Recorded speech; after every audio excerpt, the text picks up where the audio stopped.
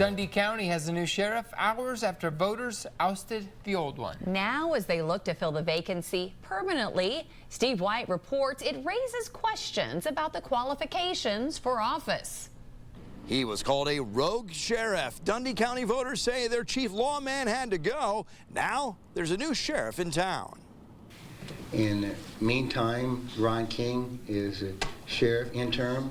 Sworn in hours after his former boss was removed from office. Interim Dundy County Sheriff Ryan King gets to work.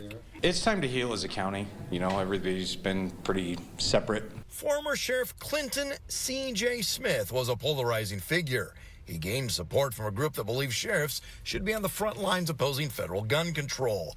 But he did not hold law enforcement credentials when elected and was given 8 months to complete training, but failed to do so. It was tough, but allowing someone to become certified after election allows more people to run. But this county says their experience has shown the pitfalls.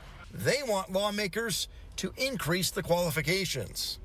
Well, they need to have to become a county sheriff, you need to be certified before we swear you in, or maybe before you run a November general election. Plus, if a sheriff is attending training, that's months away from the office. It's incredibly difficult for somebody to be sheriff and go through the law enforcement training center at the same time. You know, there's a lot of administration duties and everything like that, so it just makes it easier if they're already certified and don't have to be gone for 16 weeks. And folks here fear having a non-certified sheriff erodes public confidence.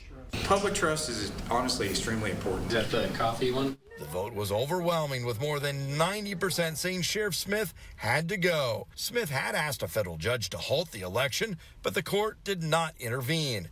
Other court action is pending. It hasn't been presented to us, so there's really nothing we can do, and we don't know whether it will become of anything or not. Commissioners find it strange the law requires them to hire someone who is certified to fill the vacancy, a higher standard than it takes to run for sheriff on the ballot. The interim sheriff says his predecessor turned in his patrol car and equipment without issue. There's some question if he will keep his badge, something he earned through election, but not through his qualifications.